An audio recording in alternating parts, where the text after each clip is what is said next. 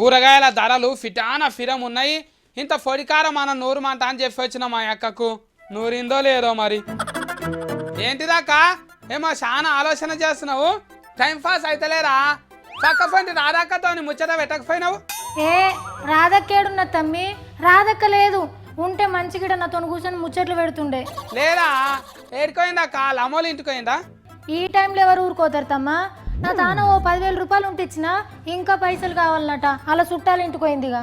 అప్పు అడగనిక పోయినా ఆరి గంతాఫత ఏమొచ్చిందాక? ఎవరికైనా పానం మంచి లేదా వాళ్ళ ఇంట్లో? ఏ కాదమ్మి, ఎవరికి ఏం కాలే. ఇప్పుడు ఈ స్కూల్ సురువైనాయి కదా, గందుకే గీ అప్పుల తిప్పలు. ఈ స్కూల్లో సురువు అయితే పోరగాళ్ళు బడికి పోతారు, ఇంట్లో ఉండదు, మంచిగా ఉంటారు. నువ్వేంటిదక్క అప్పులు అంటున్నావు? ఒరే ఈ స్కూల్లో షేర్గా చేపియాలంటే ఉత్తగానే అవుతుందారా? ఎన్ని కావాలి? ఉత్తగా లేకుంటే ఊరంతా తిరిగి డఫ్ఫు సఫ్ఫుడు చేసుకుంటే షేర్కి చేపియాలనా? అవును మరి, అదొక్కటే తక్కువైంది ఇప్పుడు. ఓయమ్మో, ఈ స్కూల్లో షేర్గా చేపియాలంటే గిన్ని తిప్పలు ఉంటాయి. ఊక అక్క, మనం ఈ స్కూల్కు ఎట్లా పోయారాక మనకేం తిప్పలు లేకుంటుండే. అయ్యో నా పిచ్చి సత్తి, అప్పటి దినాలు ఇప్పటి దినాలు ఒకటేనారా?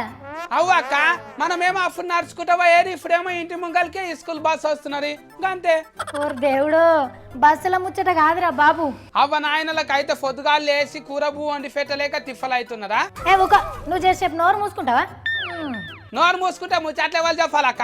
నువ్వు వచ్చి చెప్తావా?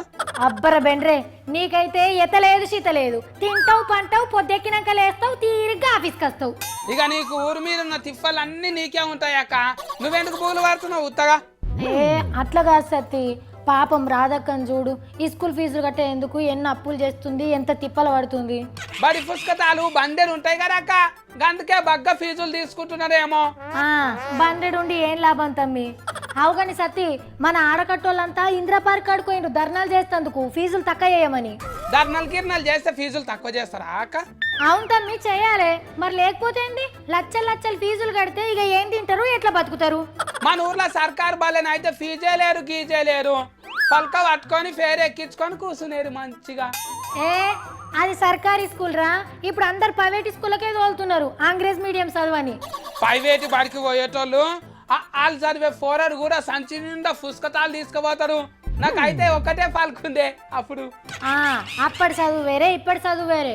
సతీ, ఈ కాలంలో ఈ స్కూల్లో ఫీజులు కట్టకపోతే పిల్లగాళ్ళని బెంచ్ మీద కూడా నిలబెడుతుర్రు. అవ్వక్క, ఫీజులు కట్టలేరంత నిలబెడతారు కదా, ఇజ్జత్ పోతుంది కదా అక్క. అందరు నిలబెట్టిన ఫోరం దిక్కే చూస్తారు కదా సతీ. ఇక ఆ బాధలా ఆ పిల్లగాడు ఏం చదువుతాడు? అందుకే అమ్మా నాన్నలు ఆడ ధర్నా చేస్తున్నారు ఫీజులు తక్కువ చేయమని. మరి ఏమన్నా తక్కువ చేస్తారో లేదో. సర్కారు బళ్ళలో కూడా ఇంగ్లీష్ మీడియం చదువులు పెట్టాలక్క, అప్పుడు ప్రైవేట్ స్కూల్కి ఎవ్వరు పోరు, తవ్వకొస్తారు. అవును సతీ, ఇప్పుడిప్పుడే సర్కారీ స్కూళ్ళలో కూడా ఇంగ్లీష్ మీడియం పెడుతుండ్రు తమ్మి. అక్క, నువ్వు ఇంతగానం బుగులెందుకు పడుతున్నావు అక్క? వాళ్ళు చేస్తే నీకేం తిప్పలు? అది కాదు సతీ, రేపు అందరిని స్కూల్లోకి తోలాలే కదా, అందరికి గివ్వే తిప్పలు ఉంటాయి. నేను నీకేం చెప్పినా అర్థం కాదు కానీ నువ్వు వార్తలు చెప్పుకొని ఇంటికి వచ్చాయి. అమ్మో, ఈ చదువులు చదవలేకుండా అయిపోయినాయి, ఫీజులు మోఫడవుతున్నాయి, తల్లిదండ్రులకేమో తిప్పలు ఎక్కువై ఆగమవుతుండ్రు. ఒక్కొక్క మొక్క పెట్టి సందమామ, 2 లోటల నిల్వయాల సందమామ, మేకలు తినకుండా చూడాలి సందమామ, తెలంగాణ చిట్టడి కావాలి సందమామ. ఏం చేస్తున్నావు ఎలక ముక్కు పిల్ల? సందమామ అంటాను పాట పాడుతున్నావు ఏంటిదో? పని పాట లేరా నీకు? ఒకటే మొక్క ఒకటే లచ్చం, మొక్క చెట్టే వరకు అలుపు లేదు నాకు, గొడ్లైన రాని బర్లైన రాని ఏమి కాదు దీనికి. సుజాత పేరు చెప్తే పాడిపోవాలి. నీ పాటలు చల్లగుండా. ఏందిరా గంత సంబరం మీరున్నావు? సత్యన్న, వచ్చేటప్పుడు ఒక మొక్క పట్టుకరా, ఇక్కడ పెడుతూ. టీవీలోకి వెళ్ళి దుంకి రామంటున్నావా? నీ చిత్రం పాడుగాను, మొలకనా అంట మొలక. ఈ మొక్క లేకనే మనకు మస్తు తిప్పలైతుంది కదనే, అందుకే పెడుతున్నా.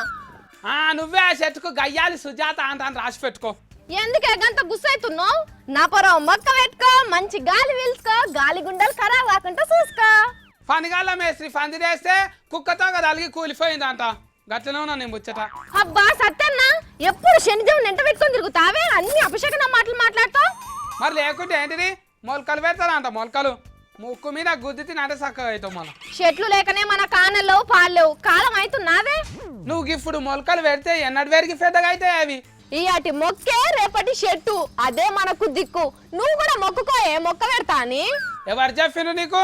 మొలకలు పెట్టమాట అని ఏమని చెప్పుడండి తెలంగాణ మొత్తం పచ్చ కావాలని చెప్పలేదానే నేను చాలా మొలకలు పెట్టింది కదా ఎన్ని పెరిగినాయి పెద్దగా అయినాయి అవి పోయినేడు ఆనలు లేవు కదనే ఈ పారి ఈడ్చిడిచి కొడతాయట ఆనలు ఇక పెరగాయానే అవునా అబ్బా గా చెట్లన్నీ పెరిగితే ఇండ్లకి కోతులు రావు పులులు రావు ఇగో ఇంట్లలో వేయించుకోవడానికి ఉసిరి చెట్టు చింత చెట్టు జామ చెట్లు కూడా ఇస్తారట మా నూలు రా చింత చెట్టు ఉండే కదరా నేను అయితే చెట్టు ఎక్కి చింత చిగురు కోసుకునేది అప్పుడు అవే సత్తన్న టమాటా కూరలా పప్పు కూరలా రొయ్యల కూరలా చింత చిగురు ఎత్తే ఎంత కమ్మగుంటదే మా చెరువు కట్ట మీద మర్రి చెట్టు ఉండే ఊడలతో ఉయ్యాలు ఊగేటిది ముద్దుగా నేను ఒక్క మొక్కతో సురు చేసిన కదా వరుసగా 10 మొక్కలను పెడతా నా పేరు మీద ఒక చెట్టు పెట్టిరారా నా పేరు రాసిరా మంచిగా ఇట్లా సత్తయ్య అంటాను అవే గట్లెట్లుంటది ఎవల మొక్క వాళ్ళే పెట్టుకోవాలి అబ్బా ఆశ మంచిగానే ఉన్నావు హుషారు పిట్టవు సుజాత చాలా వద్దులకు మంచి పని చేసినావు కానీ